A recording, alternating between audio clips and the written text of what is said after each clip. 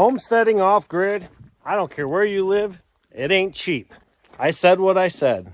I don't care if you're living in the north woods of Maine like Jen and I do, in Alaska, in the Southwest, the South, anywhere. I don't care where you are. Living off grid and homesteading, it's expensive, relatively speaking. Now, let me explain why I say that. One of the things that Jen and I wanted to do with our YouTube channel was to not only document our journey from full-blown living in, just outside of Chicago where Jen and I were born and raised, sending off our youngest child off to the Marine Corps, and then her and I uplifting our roots and moving here to the North Woods of Maine so that we could live off-grid and homestead. That was the biggest part of our YouTube journey. But the other side of us wanting to do YouTube was so that we could help not just educate, but at least get folks to have conversations and think a little differently, or think about things that they may not have thought about while planning their own off-grid journey. I think overall, Jen and I have done a pretty good job of doing that in certain areas, not so much in other areas.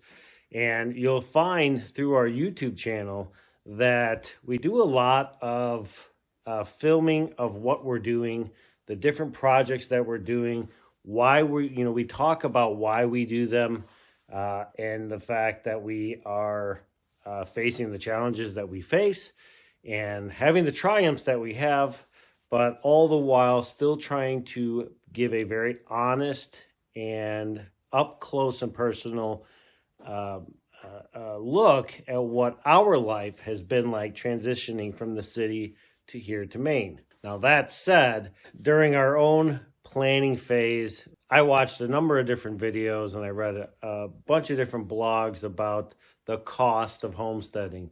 And I think depending on who you ask, or depending on what the intention is of the content that's being read or watched, you're going to get various different answers. In this video, I wanted to give you a very real, very raw look at what it costs us to live here. Now, that said, my opinion on this matter is very, very simple. Living off-grid and homesteading is expensive. It's not cheap. As I said in the beginning of this video, I don't care where you are going to spend money. The idea that you can find land, buy the land, and then somehow live off the land and homestead while thriving, it's a fallacy. It's not possible. Not unless you're able to buy the things that you need in order to have that lifestyle be viable. For instance, you have the items, the big ticket items, right? You have your property, you have your cabin, you have your, whatever your water is going to be, or how you're going to heat your cabin. You've got, your food, things like that. But if we do a deep dive into that stuff, right, let's talk about food, because I know a lot of people love talking about the fact, grow your own food. That is great. And that is something that Jen and I have been striving to get to, is being able to grow our own food. And not only is it growing our own fruits and vegetables, but it's also raising our own meat birds and animals so that we can harvest them and feed ourselves. But the reality is all of that stuff, that stuff costs money. You can't just go out, get a pig, and then, 6 months later have that pig harvested and have meat in your freezer without spending a dime. I mean, that shit costs money. It costs feed, it costs materials to build the, a proper pen for them. It costs money to maintain them, albeit whatever the situation or whatever type of situation you're in, whether it's trailer to move, from pen to pen, or fencing for their yard area. But then it also comes time to harvesting. Now, for sure, if you know how to butcher, that's a huge plus because it's a huge cost savings. However, if you're like Jen and I, we don't know how to butcher, right? We have to take our hog over to a butcher. That costs money. Having it prepared for us It is a convenience, but that costs money. And even if you were to be able to butcher your own animals, you still have to consider the cost of how to package the meat up, right? So all that is going to cost money. So I mean, as far as like the gardens and so forth, right? If you have to bring soil in, there's money there. There's costs in fertilizers, and I mean, the range of costs are abundant when it comes to even trying to feed yourself off of your homestead, which is what I think most of us, if not all of us, want to strive to, but there's still a cost associated with it. Moving on to buildings and infrastructure. Yeah, all that shit costs money, guys. I mean, you could go out to the woods and cut down a tree, make your own lumber out of that tree, but that costs fuel, and that's assuming you have a mill or have access to a mill. Then you have transportation of your logs to the mill, having somebody come out and mill them. All of that stuff costs money, right? Then you have your nuts, bolts, screws, nails. All that stuff costs money. All of your tools cost money, right? I mean, the list just goes on and on and on of what it costs to homestead off grid, right? Because you've got your solar to make it off grid, right? For us, we have $12,000 into our solar equipment. Well, if something goes bad, guess who has to fix that? This guy. If we have maintenance issues, we are constantly having to fix stuff. Well, all that stuff costs money. So again, the idea of living free, unless you plan on living a primitive lifestyle, which is absolutely fine, which is absolutely viable. I know nothing about it, how much that costs or whatnot. That's your prerogative. But when it comes to owning land, living off your land, don't think for a moment that it's free, because it's not. For Jen and I, we have a couple of different streams of revenue. Nothing is making us rich. Nothing is making us rich.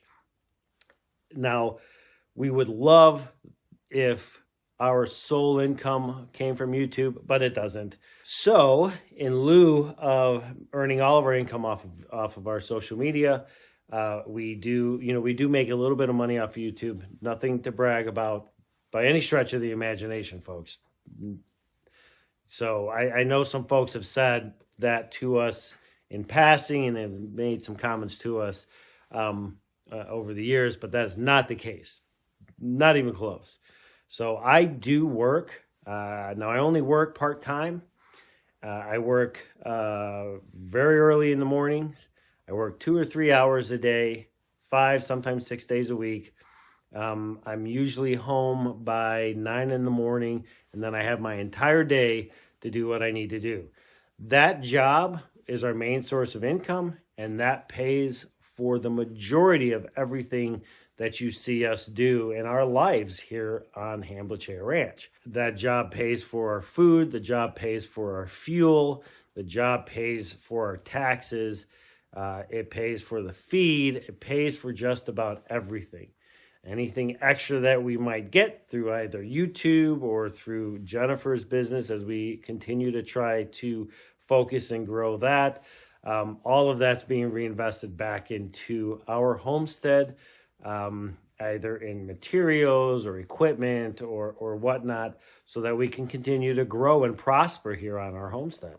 So let me know in the comments what kind of things that you guys do on your own homesteads to earn income. Do you guys have farm stands? Do you sell eggs? We sell eggs. We don't make a lot of money on our eggs, and we don't sell a ton of them, but the eggs that we do sell, well, that pays for the feed that we get for the chickens. So yeah, I'd be very interested in learning more about what you folks are doing on your own homesteads. Well, that's going to do it for this video. I just wanted to do a real quick snapshot and just kind of talk to you folks for a few minutes as to the reality of trying to homestead off grid. And like I said, I don't care where you are, it's going to cost money. So if you have the idea or this dream of being able to do this completely with no cost, it's just not going to happen. You can reduce your costs tremendously, as is the case with Jen and I, And as is the case with folks who have other skills, for instance, like the butchering, things like that. But at the end of the day, this lifestyle is going to cost you money. You're going to have to factor in how you're going to earn an income when you transition over to this lifestyle, albeit having a full-time job, having farm stands, whatever the case is, right? Whatever works for you.